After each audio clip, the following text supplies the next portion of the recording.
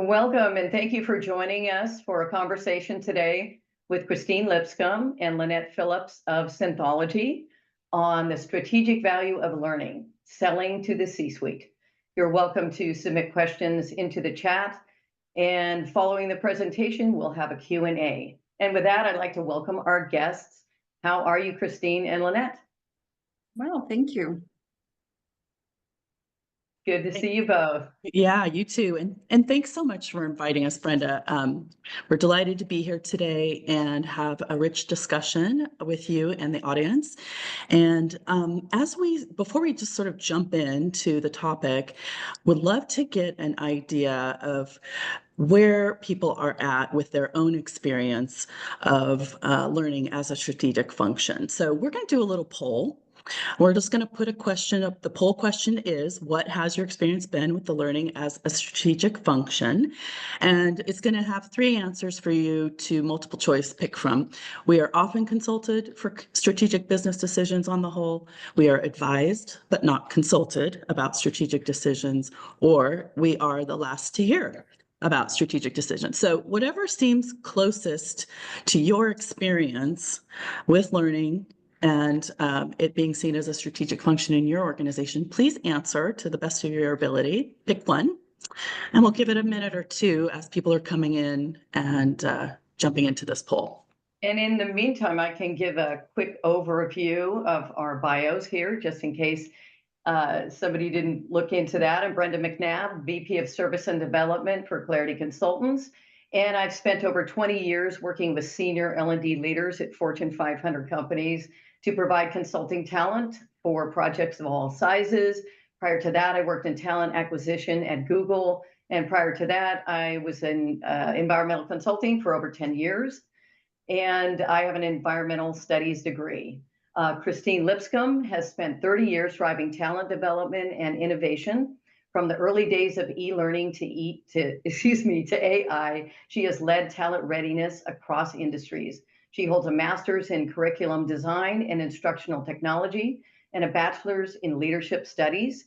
As a managing director at Accenture and now founder and CEO of Synthology, formerly Intrack, she has been selling the strategic value of enterprise learning to top executives globally for decades.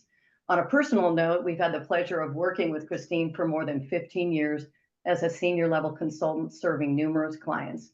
Lynette Phillips started her career as a contract technical writer and training developer. She joined Tech Pros and became part of the leadership team that rebranded the company to Future State, which was later acquired by Accenture.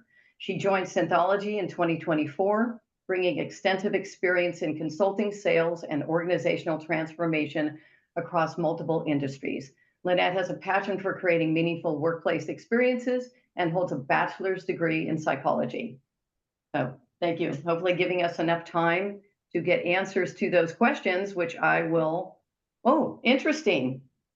So hopefully everybody can see this, that we've got a pronounced area in the middle there of advised but not consulted about strategic decisions, which makes me want to ask the question here, Christine, like, how come learning has turned into something that is oftentimes considered more of a cost to the business?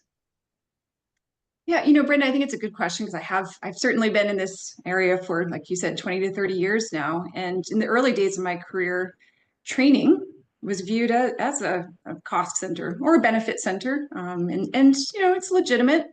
Certainly the cost of compliance training that existed then is increasing now. So that's a big budget item. As a benefit center, talking points when recruiters are going out to be recognized as employer of choice. And in today's competitive job market, that's attractive. A benefit as an organization recognized for learning and development is significant to attract candidates. And I think often from the employee perspective, training can be looked at as requirements to check off before your performance review. All of that's transactional, though, and really shifting to the strategic value of learning. That's why we're here today, to talk about changes in the marketplace. So when that conversation starts shifting from training to talent development and from transactional to transformation, we're really setting ourselves up for the conversations, the strategic value of learning, that leaders are focused on. So if you can cue the slide, there's some interesting statistics here as we come into 2025. Talent gaps, talent shortages, talent development, that's what's hitting the headlines. It's increasingly critical for strategic planning and success, really for success or failure of organizations. So when you look at this slide, you can see forecasted talent shortages. It's really headcount, and there's just not enough people in the workforce to fill these vacancies. And there won't be for years. It's predicted through at least 2030. So that's really a simple statement, not enough headcount. But it gets more complex because with fewer candidates, when hiring is evolving, when job requirements are becoming more complex, it's really hard to fill those roles. And we know as of this year, the majority of the workforce is under 40 years old. So these are workers or emerging leaders who really haven't had much time in the driver's seat. They really haven't had much time in a passenger seat. And we're calling on them to lead through some of the most complex times in my career, geopolitical changes, technical changes, and really forming those strategic roadmaps for the next 5 years gets more and more complex as these factors are introduced. And then something I think we're all noticing in the workforce, the baby boomers are retiring at a record 10,000 per day. So there's just not enough candidates in the workplace, in the workforce to fill these vacancies, as I've already mentioned. But it's also really hard to fill 20 to 30 to 40 years of job experience with a new hire. Very interesting, and it also makes me think that a good webcast, a webcast wouldn't be complete without some discussion of AI. How does that factor into these gaps that you're talking about? Yeah, it's really, I mean, it's factoring into every conversation for good reason for all of us. You know, the competency gaps are significant. About 44% of our skills will need to be refreshed or replaced as AI influences the ways that we work.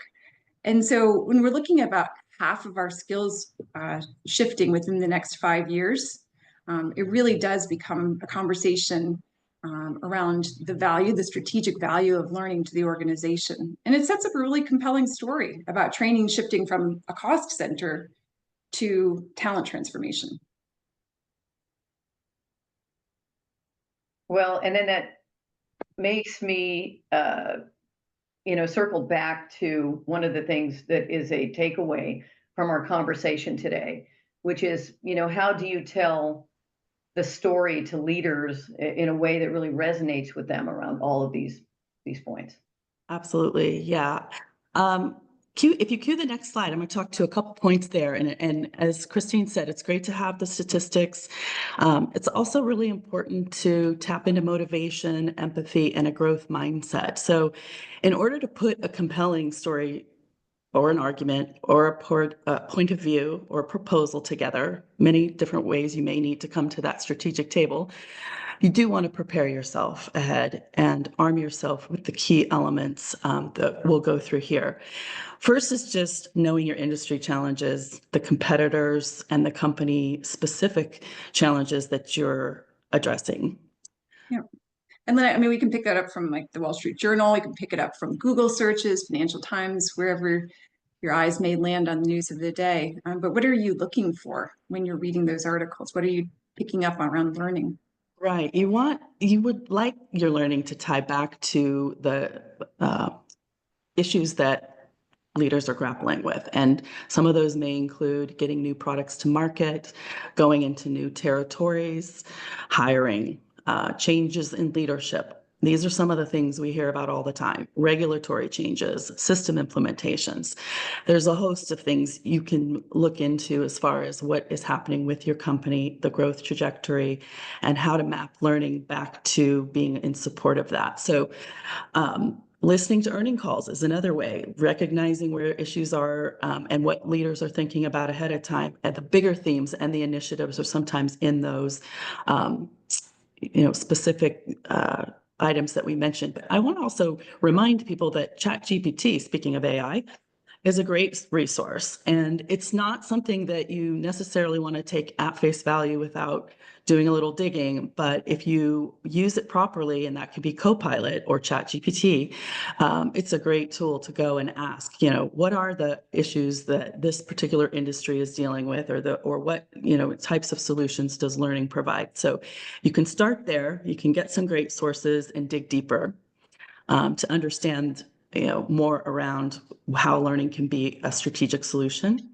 And then I would say, sometimes you just may not feel as comfortable in some of the areas that you need to be able to speak to. And so bring a friend.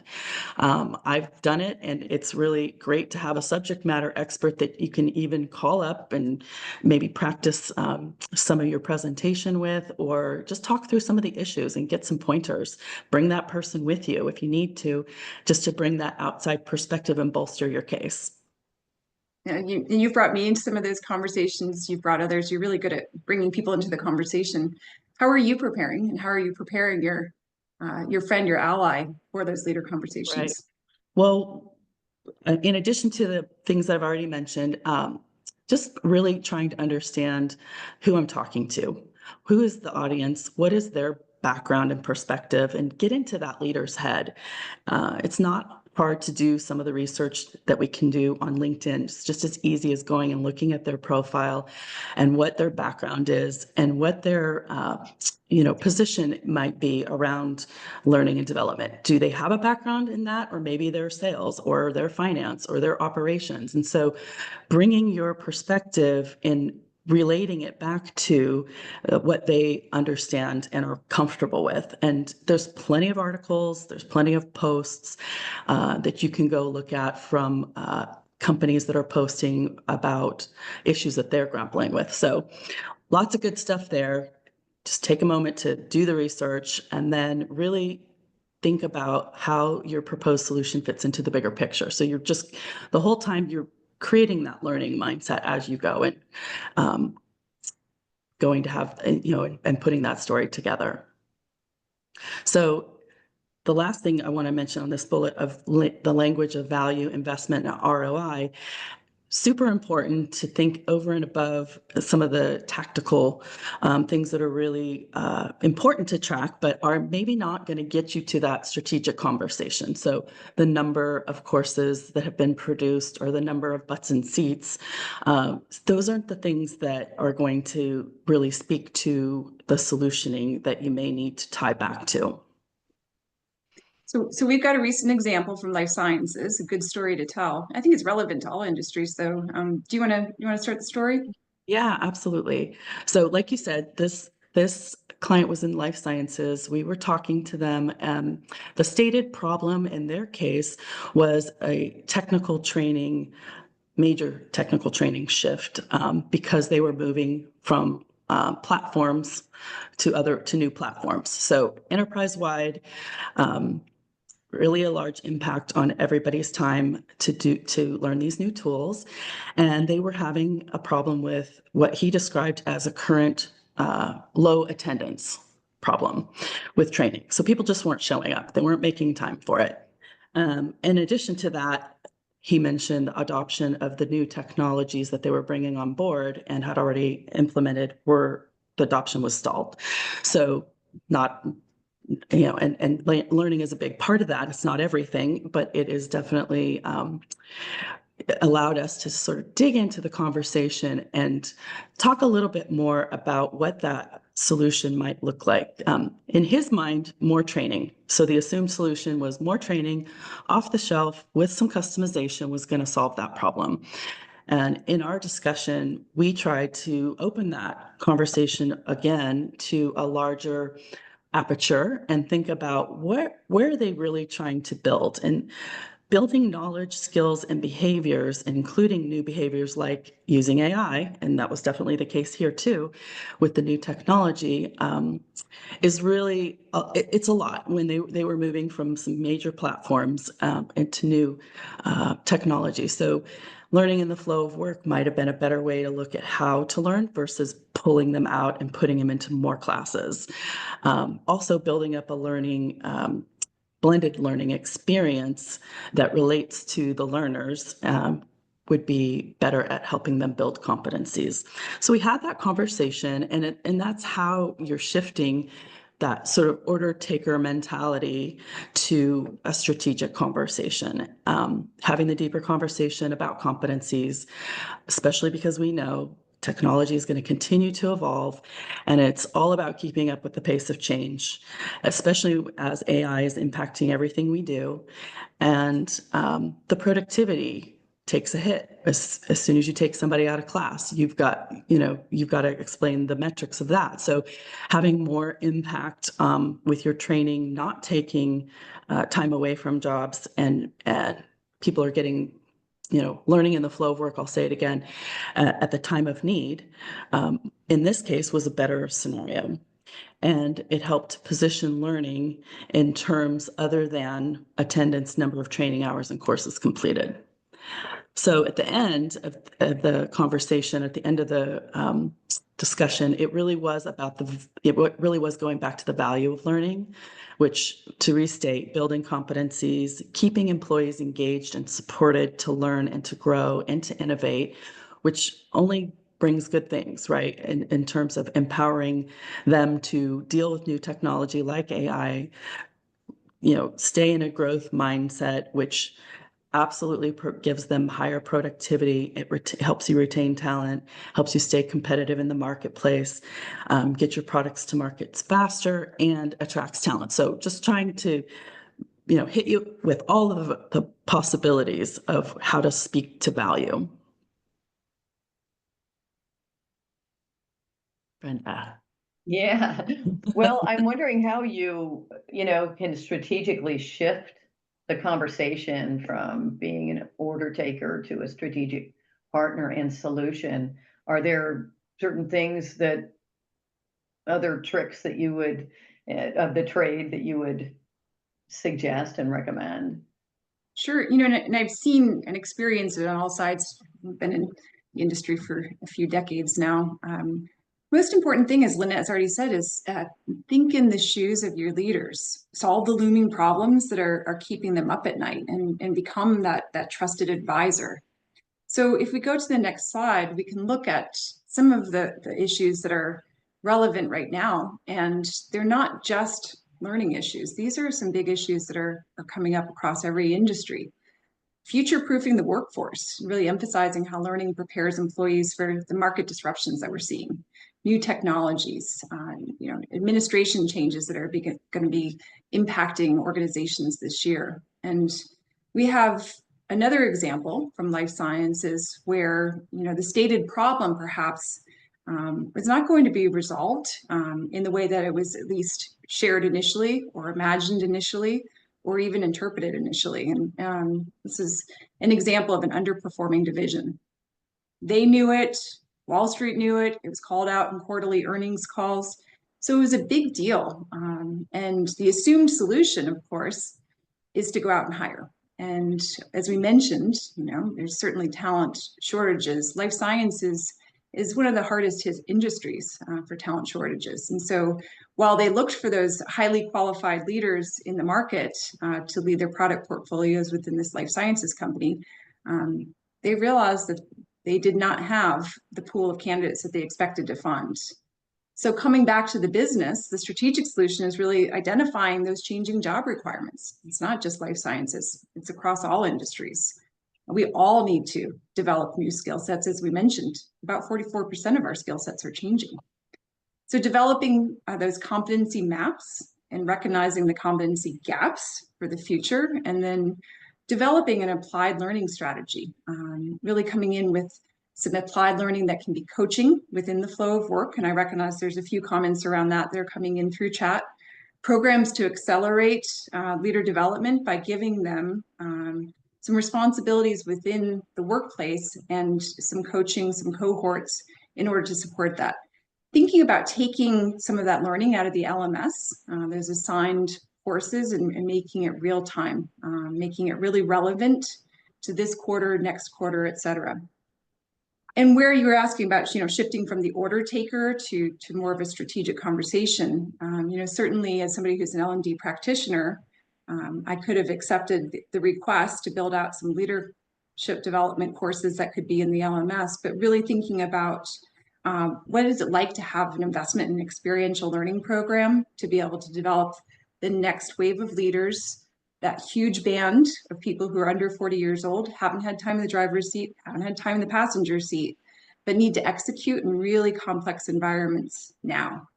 And where the value, of course, comes in is it wasn't a learning program. We're really looking at maintaining product portfolios. We're looking at maintaining market position. So it becomes an imperative for the C-suite to make this investment in their talent. This all goes to leadership development, highlight the importance of building strong leadership pipeline. That should be on the agenda for every organization right now. And then the talent development and retention, showing how the learning programs can attract top talent in a competitive market, give your people a growth path, and importantly, reduce turnover. We already have said many times, talent shortage. When those people leave your organization, they may not have the ability to fill those vacancies. And we've all seen statistics where the cost of one individual leaving could easily be 30% of that person's salary. So it's the cost of leaving, the cost of replacing, and in some cases, there are no replacements for that position. You'll have to compensate in a different way. Lynette, I think some of these others, align to some strategic goals that you've been having, some conversations in the market as well. Right. So yes, aligning with strategic goals, making sure that the strategy maps to learning, or vice versa, learning maps to the strategy. Looking at business results and ROI. So talking in KPIs, like sales KPIs, or reducing operational costs, or speeding up the project to get to delivery.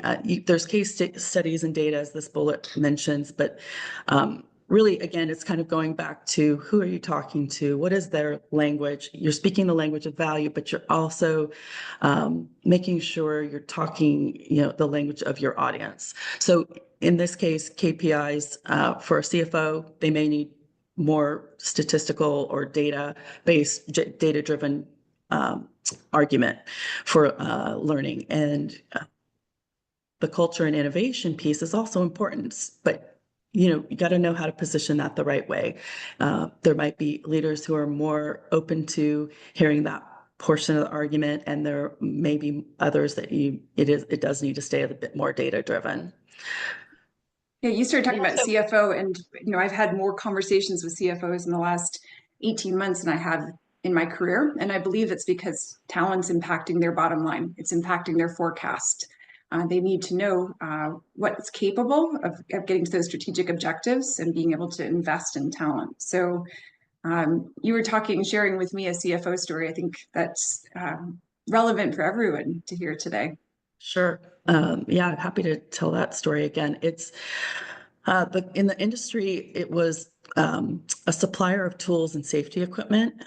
They supply equipment to utilities companies, as an example. So the CFO of that company gave me a call, and they were all upset about the salespeople not following processes. And as she described, causing issues across finance, operations, internally, as well as making promises and inconsistently delivering services to their clients. So it was a big problem.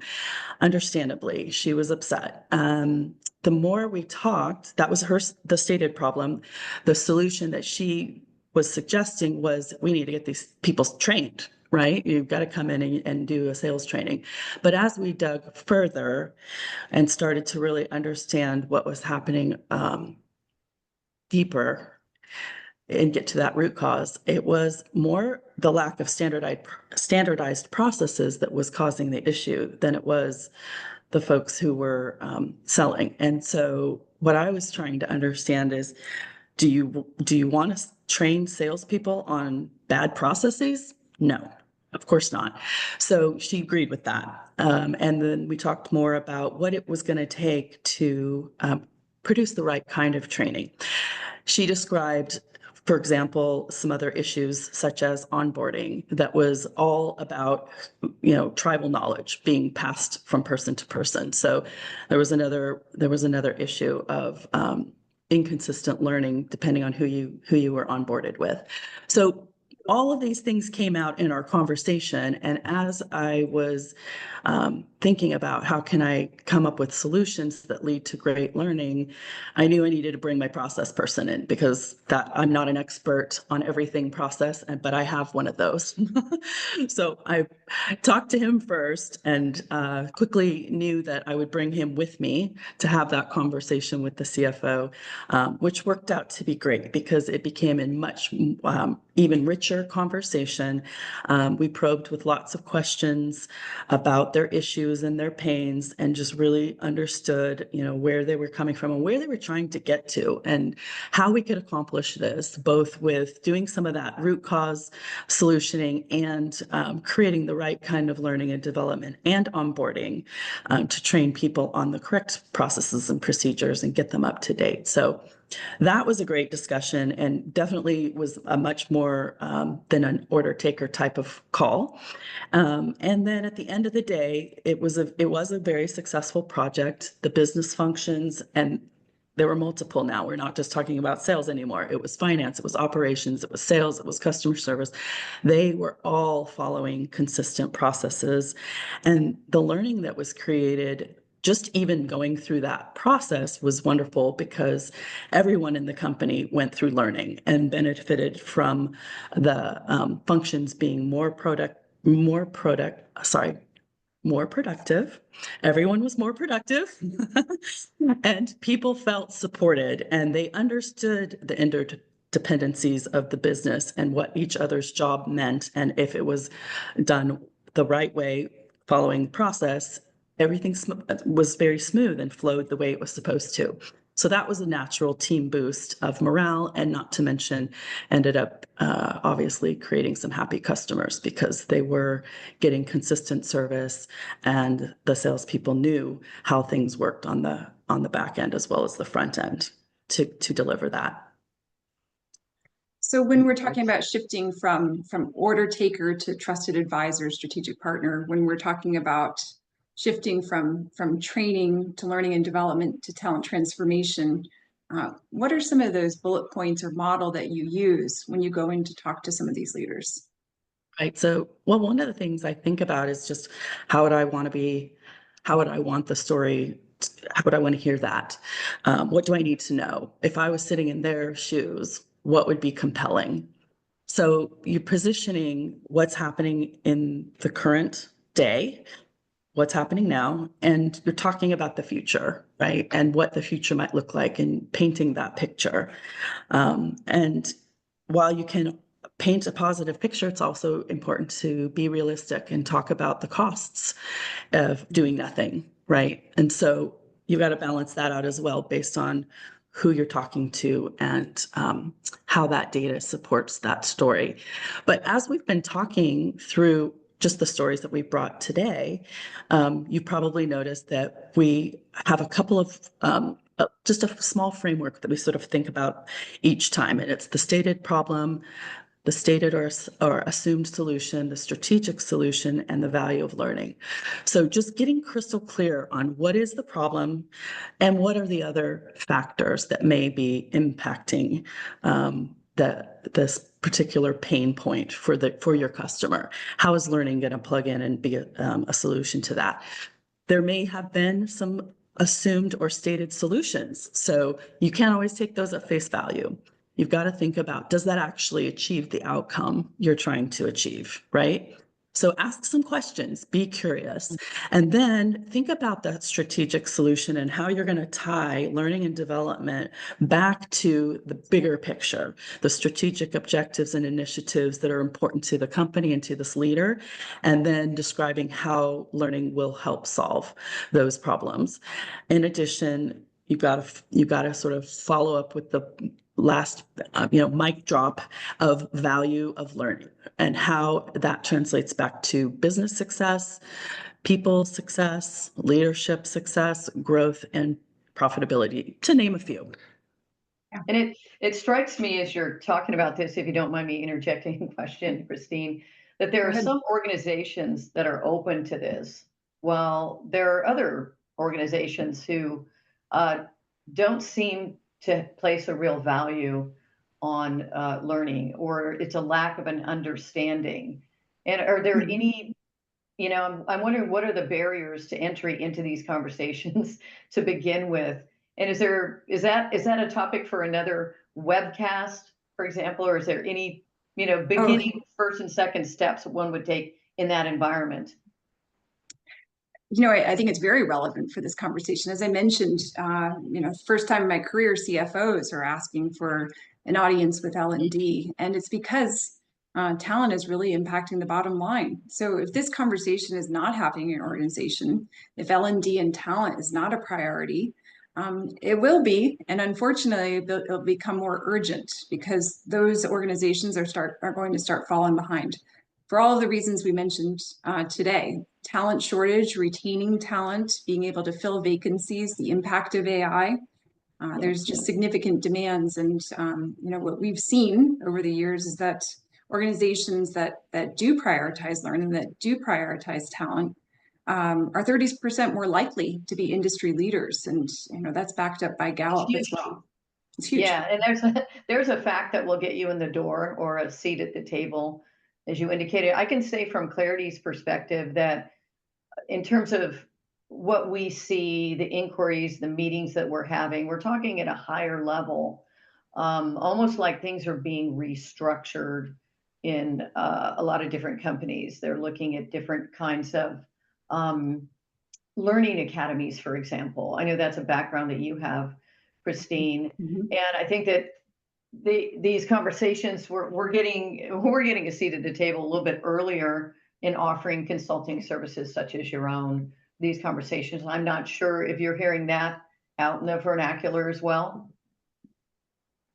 Can you say You more know, about that? You were asking if we're getting earlier seats in strategic yeah, conversations.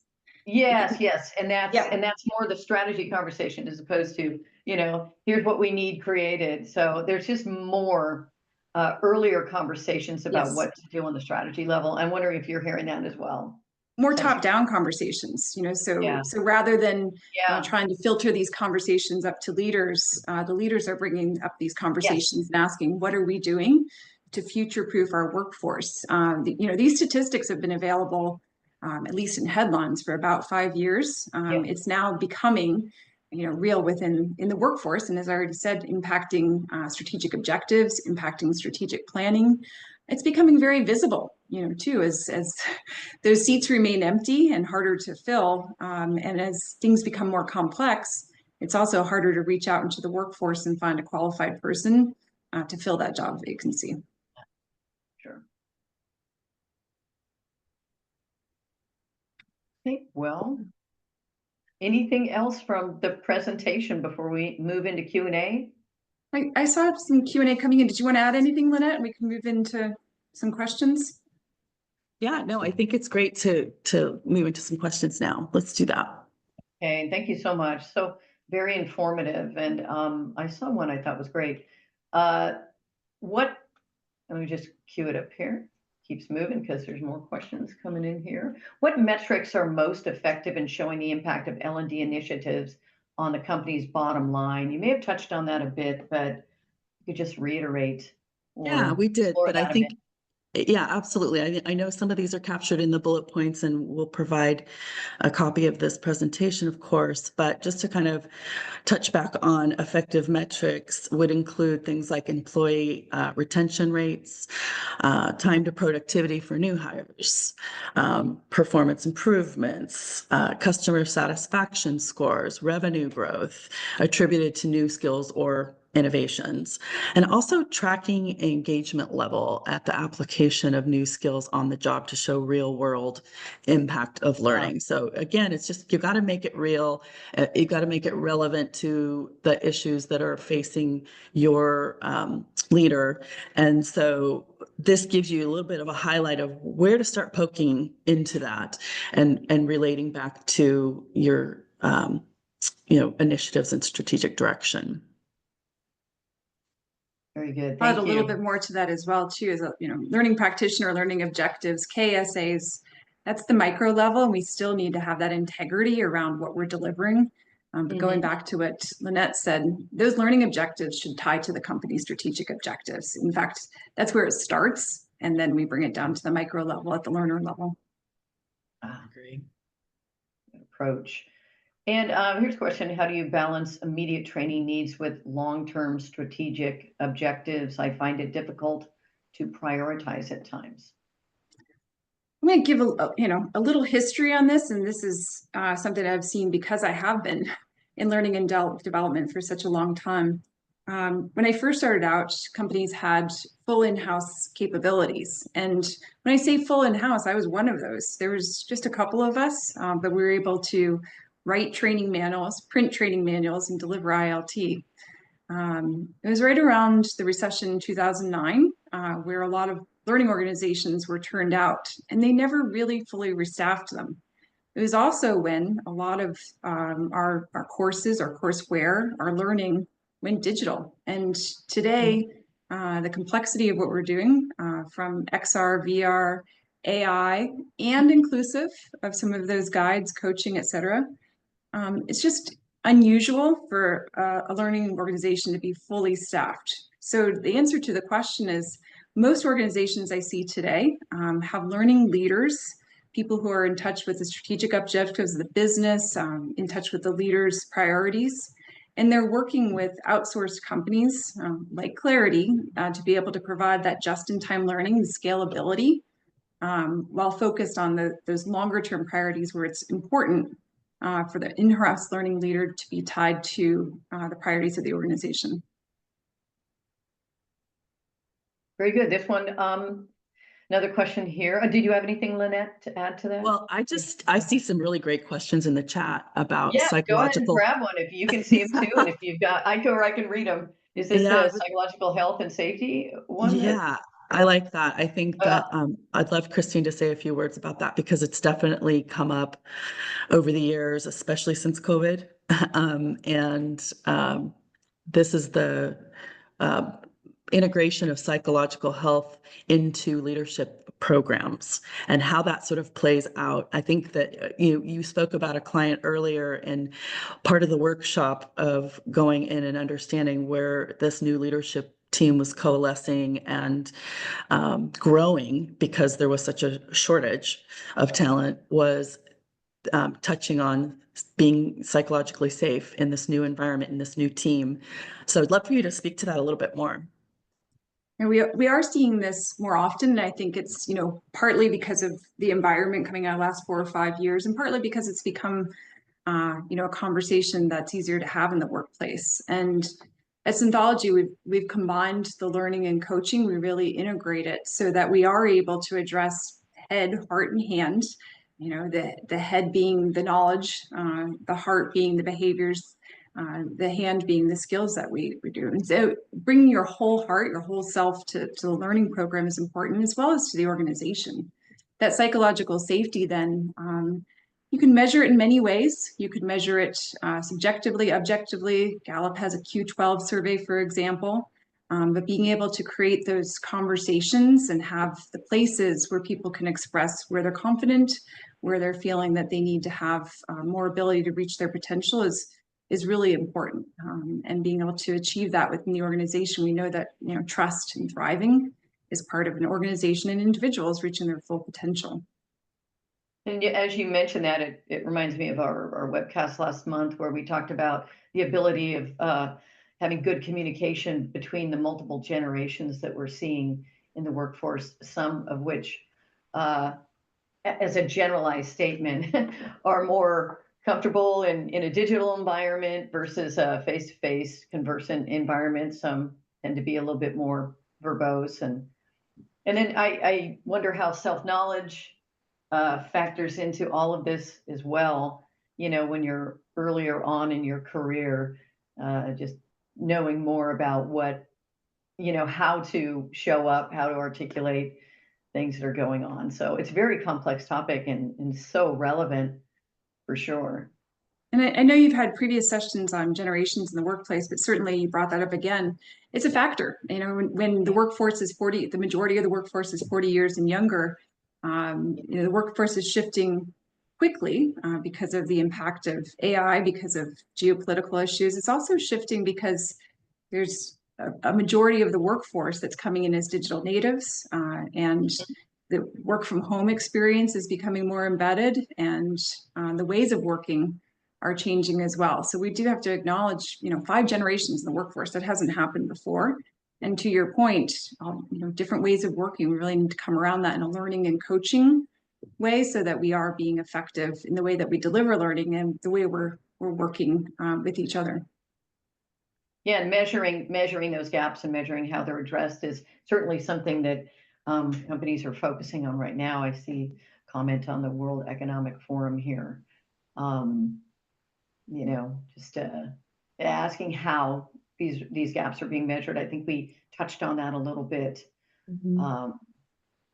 Yeah, actually knowing what is going on with respect to that. Very absolutely. important. Well, and I think, just to say a little bit more about that and how to measure and articulate the talent gaps to the C-suite in particular is really, think about, learning development leaders should think about how, they might need to conduct a needs assessment and tie that to the business outcome. So using data points to really pinpoint the gaps in the skills and the competencies and how it affects business performance. So if you can do that, and then you really are able to sort of more align the gaps with the company's strategic goals and show how to close those gaps through learning. And then, again, coming back to that value conversation of it's going to provide innovation, efficiency, market expansion, whatever it is, it's going to resonate with that leader. I just have to ask a sort of a side question here. We're starting to see the return of people going back to work and instructor-led training, more of an emphasis there. Are you seeing that as well? And is that a part of strategies that businesses are starting to employ more heavily? I'm gonna probably put this back to the audience because it's a conversation that I had yesterday with the state of New York and some of the organizations within the state of New York. State of New York is a big state. It's hard to drive across the state. It can take at least 8 hours to get from one end to the other. And so they had that same question. Now that we're all returning to work, or many of us are returning to our workplaces, are we shifting back to instructor-led training? When do we use instructor-led training? When do we do blended training? We have lots and lots of options now, which is the most effective for the learner. That's a complex question. It's not a one-stop shop answer. I think that most people who are attending today would say it depends. And what I recognize is that there might be this, we're all going back, so therefore we should be delivering in-person training.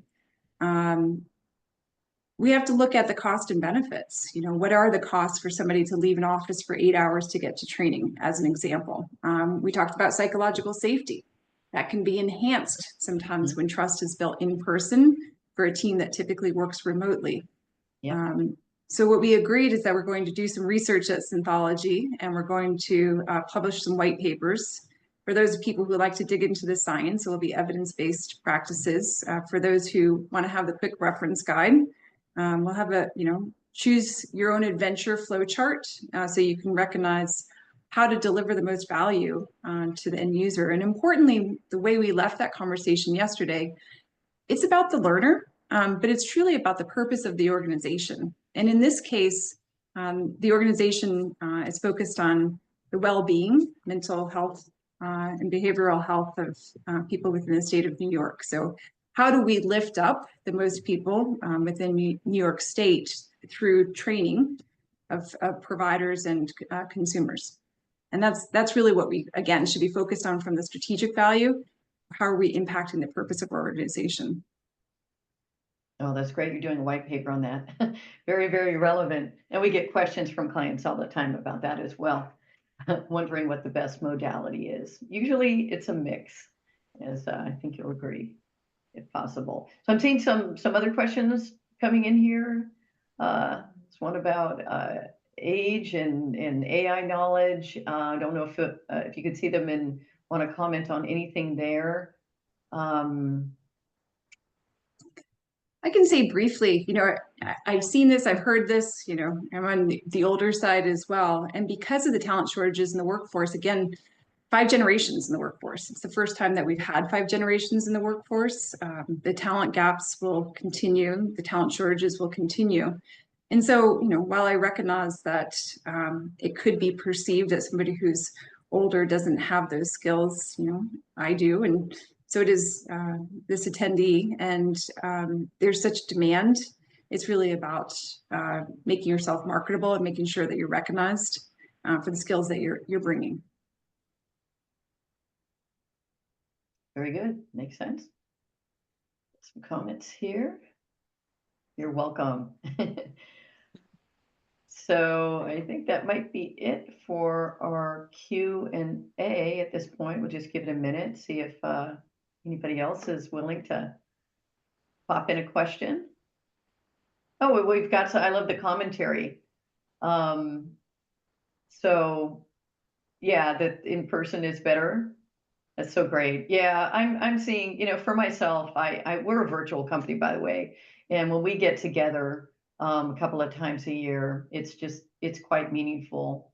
And I remember how great it was to be in the office and be able to have conversations with people in person. So we do look for, I know the learning and development world looks forward to some of the ILT coming back and the interactivity and just the opportunities that it creates. So great. Well, I think that about wraps it up. So I just want to thank you, Christine and Lynette, so much for doing this today, and to our attendees, and just let everybody know that if you registered, you will receive a link as well as the deck that was used today. So that will be coming your way. And this recording will also be available on Clarity's YouTube channel and on the resources page on our website.